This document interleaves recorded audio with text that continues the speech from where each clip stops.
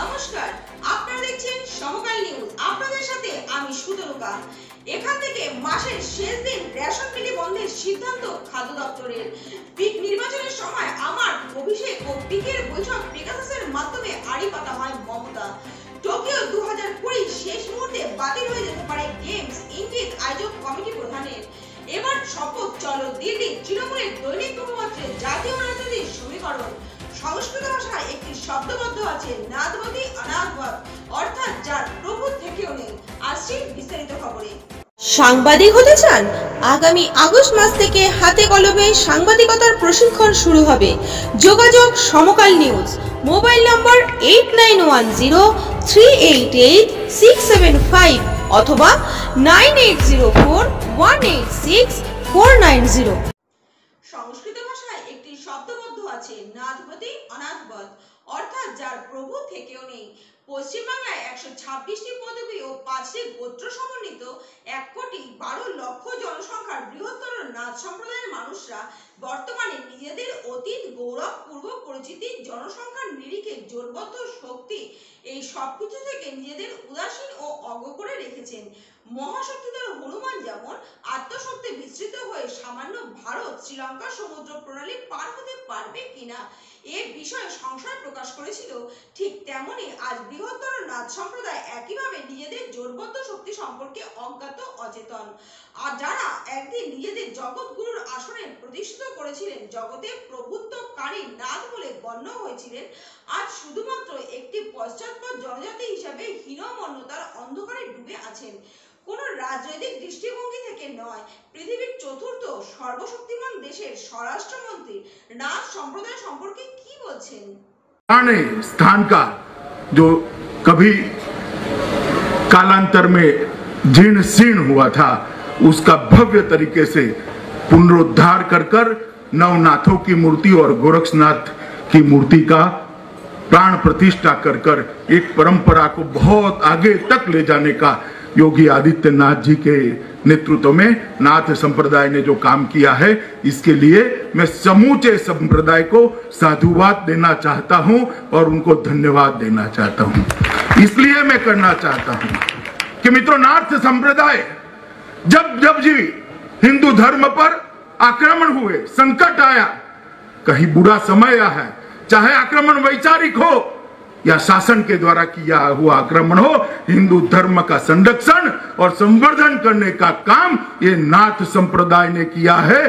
पूरे हिंदुस्तान भर में एक भी अंचल ऐसा नहीं है जहां नाथ संप्रदाय के योगियों ने जाकर मानवियों को उच्च जीवन के पाठ न पढ़ाए हो। ये संप्रदाय ने सालों तक पूरे हिंदुस्तान का दिग्दर्शन करने का काम किया है। और जहां तक गोरक्षा पीठ का सवाल है, महंत अवैधनाथ जी को मैं जीवन में 2 ही बार मिला हूं। एक बार बहुत छोटा कार्यकर्ता था, कर्णावती गुजरात में। জাগো বাংলা এই মুখপত্র থেকে পরিষ্কার এবার জাতীয় রাজনীতির সলতে পাকানো হবে, যার ইঙ্গিত মিলেছে তৃণমূল সুপ্রিমোর কণ্ঠস্বরেও। আজ থেকে জাগো বাংলা দৈনিক হয়ে গেল, অর্থাৎ তৃণমূল কংগ্রেসের মুখপত্র দৈনিক সংবাদপত্রের রূপ নিল। আজকের দিনটি বেছে নেওয়ার কারণ হলো 21শে জুলাই শহীদ দিবস।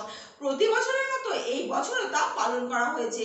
এবার রাজ্যের আঙিনা ছেড়ে দেশের অন্যান্য রাজ্যে শোনা গিয়েছে মমতা বন্দ্যোপাধ্যায়ের কণ্ঠস্বর, তবে সবটাই ভার্চুয়ালি।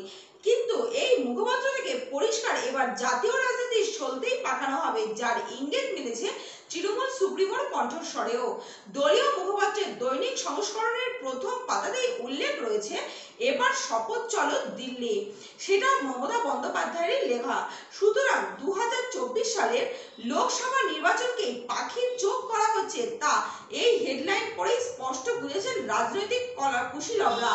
তাছাড়া এদিন তৃণমূল সুপ্রিমো নিজেই বলেছেন, সবাই এগিয়ে আসুন, জোট করে এই ব্যর্থ সরকারকে সরিয়ে দিই। সময় নষ্ট করলে এই সরকারকে সরানো যাবে না।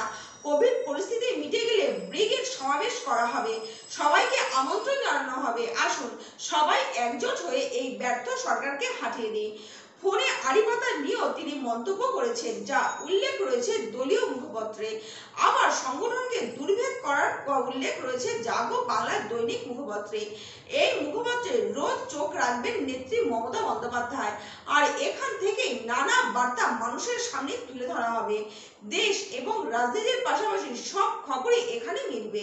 তবে কেন্দ্রীয় সরকারের নীতির সমালোচনা এবং অন্যান্য বিজেপি শাসিত রাজ্যে মানুষ কতটা কষ্টের আছে তা প্রতিনিয়ত তুলে ধরা হবে। এবার থেকে মাসের শেষ দিনে আর রেশন বিলি করা হবে না, এক নির্দেশিকা জারি করে একথা ঘোষণা করেছে খাদ্য দপ্তর। নয়া ওই নির্দেশিকায় বলা হয়েছে, প্রতি মাসে কত গ্রাহক রেশন নিলেন তার সম্পূর্ণ তথ্য সরকারি পোর্টালে তুলে দিতে হয়। মাসের শেষ দিনে রেশন বিলি হলে সেই কাজের বিঘ্ন করছে। তাদের পোর্টালে গ্রাহকের তথ্য তোলার জন্য একদিন বিলি বন্টন বন্ধ রাখার সিদ্ধান্ত নেওয়া হয়েছে মাসে। আগের মাসে কত গ্রাহক রেশন পেলেন সেই মতো রেশনের পাঠায় কেন্দ্র। গত বছর পুজোর সময় কেন্দ্রের পাঠানো বিনামূল্যের এক মাসের রেশন বিলের হিসাব একদিন দিতে দেরি হয়, ফলে শেষ মাসে রেশন পাঠায়নি কেন্দ্র। শুধু রাজ্যের বিনামূল্যে রেশন পেয়েছিল গ্রাহকরা। আগামী দিনে যাতে এই সমস্যার সম্মুখীন হতে না হয়, মূলত সেই কারণেই এই সিদ্ধান্ত বলে জানা গিয়েছে। আরো কিছু অ্যাথলিটের কোভিড টেস্টের রেজাল্ট নাকি পজিটিভ এসেছে, যদিও এই নিয়ে সরকারিভাবে এখনো কিছু জানানো হয়নি। আশঙ্কা একটাই রয়েছেই, আর সেই আশঙ্কায় আরো বাড়িয়ে দিলেন অলিম্পিক্স আয়োজক কমিটির প্রধান তোশিরো মুতো। করোনা মোকাবিলার জন্য আয়োজক কমিটি সব রকম চেষ্টা করছে বলে জানিয়েছেন মুতো, কিন্তু তারপরেও যদি সেরকম পরিস্থিতি হয় সেক্ষেত্রে বাতিল করা যেতে পারে গেমস। টোকিওতে একটি সাংবাদিক সম্মেলনে মুতো বলেছেন, করোনা ভাইরাসে আক্রান্তের সংখ্যাটা ঠিক কি দাঁড়াবে সেটা আগে থেকে আমরা বলতে পারবো না, তবে এটা প্রতিরোধ করার জন্য আমরা আলোচনা চালিয়ে যেতে পারি। এর সঙ্গেই তিনি যোগ করেছেন, আমরা একমত হয়েছি যে করোনা ভাইরাসের জন্য যে পরিস্থিতি তৈরি হয়েছে তার ভিত্তিতে পাঁচ দলীয় বৈঠক আমরা করব। এই মুহূর্তে করোনা ভাইরাস আক্রান্তের সংখ্যাটাও আরো বাড়তে পারে বা কমতেও পারে। যদি দেখি পরিস্থিতি হাতের বাইরে চলে যেতে পারে, সেই বুঝে সিদ্ধান্ত নেব। এই মুহূর্তে টোকিওতে করোনা ভাইরাস খুবই বৃদ্ধি পেয়েছে। গত বছর এই করোনার জন্যই অলিম্পিক্স এক বছর পিছিয়ে গিয়েছিল। এই বছর অতিমারির জেরে দর্শক শূন্য ভাবে অলিম্পিক্সের আয়োজন করার সিদ্ধান্ত নেওয়া হয়েছে। তারপরেও কিন্তু করোনার জন্য গেমস বাতিল হওয়ার সম্ভাবনা থেকেই যাচ্ছে। সূত্রের খবর, কিছু অ্যাথলিটের কোভিড টেস্টের রেজাল্টও নাকি পজিটিভ এসেছে, যদিও এই নিয়ে সরকারিভাবে এখনো কিছু জানানো হয়নি। মমতা বন্দ্যোপাধ্যায়ের অভিযোগ, স্পাই সফটওয়্যার ব্যবহার করে মানুষের অন্দরমহলে ঢুকে পড়েছে কেন্দ্রীয় সরকার। করোনা আবহে বুধবার কালীঘাট থেকে 21শে জুলাইয়ের ভার্চুয়াল সভায় বক্তব্য রাখেন তৃণমূল কংগ্রেস সুপ্রিমো মমতা বন্দ্যোপাধ্যায়, আর সেখান থেকে একাধিক ইস্যুতে নরেন্দ্র মোদীকে একের পর এক তোপ দাগেন মমতা। জাতীয় রাজনীতি তোলপাড় করা ইস্যু পেগাসাস নিয়ে সব থেকে বেশি আক্রমণাত্মক হতে দেখা যায় তৃণমূল সুপ্রিমোকে, আর সেই অভিযোগ স্পাই সফটওয়্যার ব্যবহার করে মানুষের অন্দরমহলে ঢুকে পড়ছে কেন্দ্রীয় সরকার। বেআইনিভাবে ফোন আড়িপাতা হচ্ছে। এমনই মমতা সরকারি অভিযোগ করেন যে অভিষেক বন্দ্যোপাধ্যায়, প্রশান্ত কিশোর সহ তার পরিচিত সাংবাদিকদের ফোনও ট্যাপ করা হচ্ছে। নিজের ফোনে প্লাস্টার লাগিয়ে তা তুলে ধরেন। তৃণমূল সুপ্রিমোর কথা সাফ, পেগাসাস সফটওয়্যার ব্যবহার করে দেশের গণতন্ত্রকে ধ্বংস করা হচ্ছে, জাতীয় কাঠামোকে ধ্বংস করা হচ্ছে। পাশাপাশি তিনি এদিন অভিযোগ করেন যে নির্বাচনের সময় তিনি যখন অভিষেক বন্দ্যোপাধ্যায় এবং প্রশান্ত কিশোরের সঙ্গে বৈঠকে আলোচনা করেছিলেন তাও পেগাসাসের মাধ্যমে হ্যাক করা হয়েছিল। বলেন, নির্বাচনের সময় আমার অভিষেক আর প্রশান্তের বৈঠক পেগাসাসের মাধ্যমে আড়িপাতা হয়। এমনি মমতা আরো বলেন, ফোন তো এখন কল রেকর্ডারের মতো হয়ে গিয়েছে, ফোনে যা কথা রেকর্ড হচ্ছে তা কথা রেকর্ড হয়ে যাচ্ছে। পেগাসাস ডেঞ্জারাস, ফেরোসাস মানুষকে হয়রান করছে। আমি চাইলেও চিদম্বরমের সঙ্গে কথা বলতে পারছি না, শারদ পাওয়ারের সঙ্গে কথা বলতে পারছি না, অন্ধ্র, মহারাষ্ট্র, ওড়িশা, দিল্লির মুখ্যমন্ত্রীর সঙ্গে কথা বলতে পারছি না, কারণ ফোনে আড়িপাতা হচ্ছে। গরিবদের টাকা না দিয়ে স্পাইগিরি করছেন আর খালি মারধর করছেন।